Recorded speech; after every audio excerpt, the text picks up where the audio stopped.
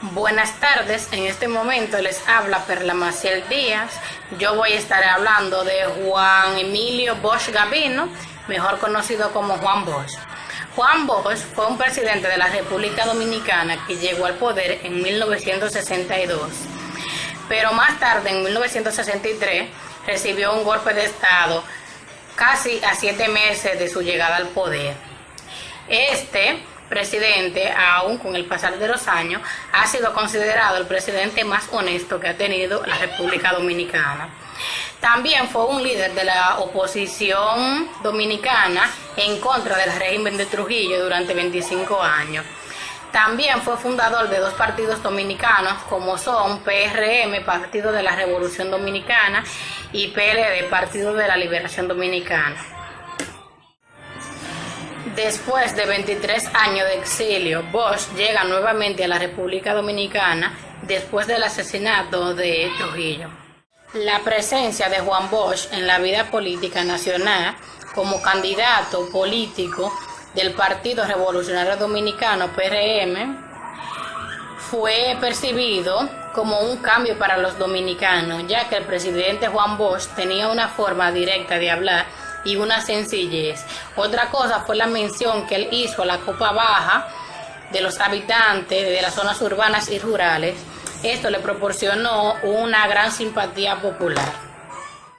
Por otra parte, Juan Bosch fue víctima de una campaña sucia creada por la Iglesia y por algunos sectores conservadores que lo acusaban de ser comunista. Pero de todas formas, el 20 de diciembre del año 1962, Juan Bosch triunfó, ganándole las elecciones a su rival, Viliato Fiavio. Cabe mencionar que estas fueron las primeras elecciones de forma libre después de la muerte del dictador Trujillo. El 27 de febrero del año 63, Bosch y Segundo Armando tomaron la posesión de sus puestos como presidente y vicepresidente de la República Dominicana. El 29 de abril se promulgó una nueva constitución de carácter liberal que concedía derechos desconocidos para los dominicanos.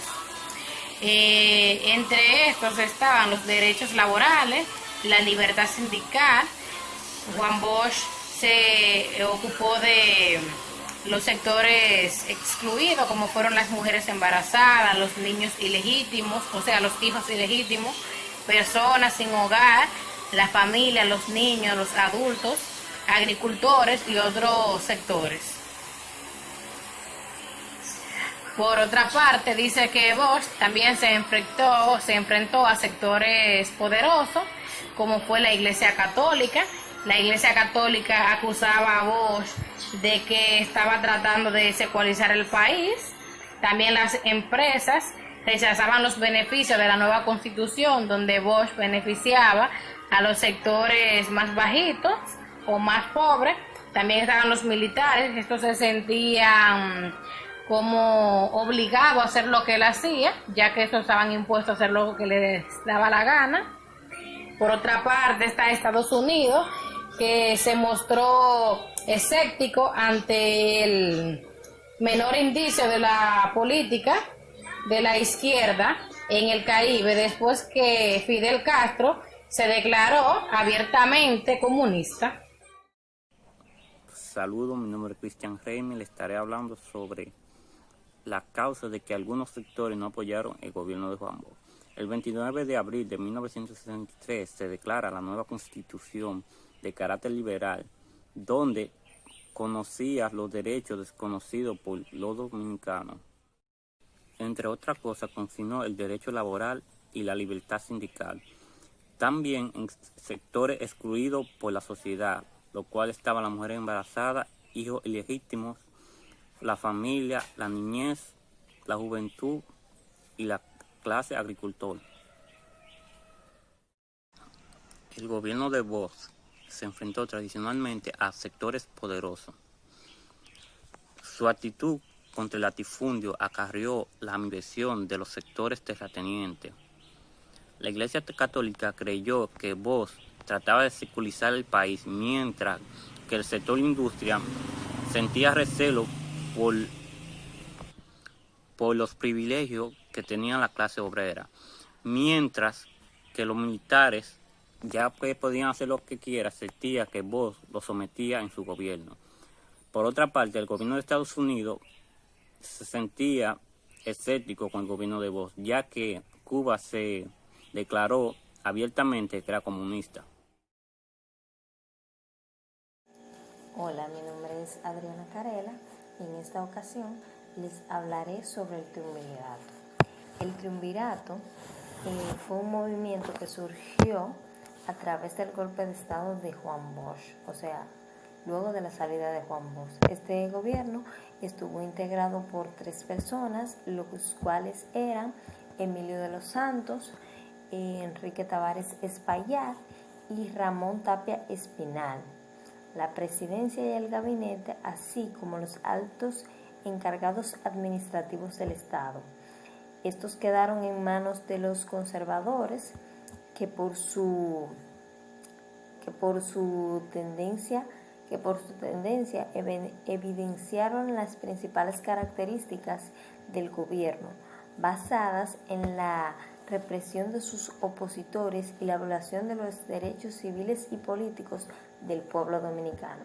Los Estados Unidos reprobaron el golpe de Estado y a su vez intentaron restablecer la constitucionalidad a través de un gobierno que estuviese presidido por el presidente del Senado dominicano. Pero, sin embargo, el gobierno del triunvirato se resistió a las precisiones diplomáticas y denunciaron ante la Organización de Estados Americanos, o sea, la OEA, la intromisión de los Estados Unidos en la política integral del país. En el gobierno del triunvirato se detuvieron los pagos a la deuda externa, se redució el precio internacional del azúcar, hubo una gran sequía, aumentó el número de desempleados y el descontento con los comerciantes a su vez también. Algunas de las medidas económicas que implantaba el triunvirato, las diferentes medidas que en el orden ejecutivo el triunvirato, dirigido por Donald Reed Cabral, estuvieron orientadas a beneficiar al empresariado y los intereses del gobierno de los Estados Unidos en nuestro país. Una de estas eran aumentos de los gastos del Estado. Eliminó los impuestos a las mercancías importadas. Facilitó la obtención de préstamos a los empresarios, entre otras. Algunas de las medidas también que tomó fueron que el gobierno ilegítimo, como muchos le llamaban, procedió a promulgar mediante decretos un conjunto de medidas disfrazadas de leyes. ¿Por qué disfrazadas de leyes? Porque promulgó la ley número 4 en noviembre de 1963 sobre protección e incentivación industrial, con el objetivo de que los grupos económicos se beneficiaran con los bienes del Estado. La instalación de industrias con el objetivo de sustituir las importaciones bajo la garantía de que estarían excluidos o exentas del pago de todo tipo de impuestos. Además, los nuevos mandatarios despojaron del fuero a la Universidad de Santo Domingo y procedieron a colocarla fuera de la ley y perseguir a las agrupaciones consideradas como partidos de izquierda. La caída del triunvirato. Kennedy conspiró contra el triunvirato, promoviendo el retorno de la constitucionalidad bajo la fórmula Casanovas-Garrido. el embajador dominicano en la Casa Blanca del gobierno de Juan Bosch, Enriquillo del Rosario Ceballos, era quien se llamaba, recibió una llamada de un alto funcionario del Departamento de Estados, quien dijo hablar de la parte del presidente Kennedy, donde éste le pedía que no abandonara Washington a la espera de acontecimientos importantes en la isla de Santo Domingo para así restablecer la constitucionalidad. Es cuanto de mi parte.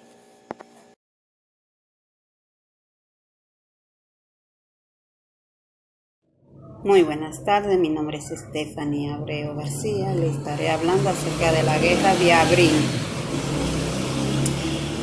La guerra o la guerra civil, conocida también como la Guerra de Abril, la Revolución del 65, simplemente como una revolución, tuvo lugar entre el 24 de abril y el 3 de septiembre de 1965 en Santo Domingo, República Dominicana.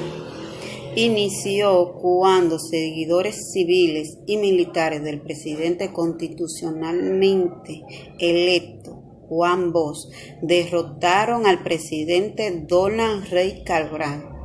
El golpe de Estado llevó al general Elías Wessing a organizar militares leales al presidente Rey Cabral, iniciando una campaña contra así los llamados rebeldes constitucionalistas, alegando el apoyo extranjero a los rebeldes llevado en una intervención estadounidense, en el cual se armó el conflicto.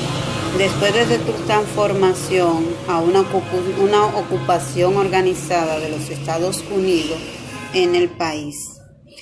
Años más tarde, las tropas internacionales se retiraron del país y se realizaron elecciones en 1966, en la cual Joaquín Balaguer fue elegido como presidente. Algunos de los implicados en esta guerra fueron Lyndon B. Johnson, Antonio Inver Barrera y Hugo Panasco Alwin. En mi opinión personal, pienso que esta guerra fue un desenlace de liberación para los ciudadanos, ya que ellos querían ser reconocidos como personas libres e independientes, la cual reclamaban su derecho, sobre todo de no seguir aguantando una opresión por los líderes políticos. Es todo de mi parte, muchas gracias.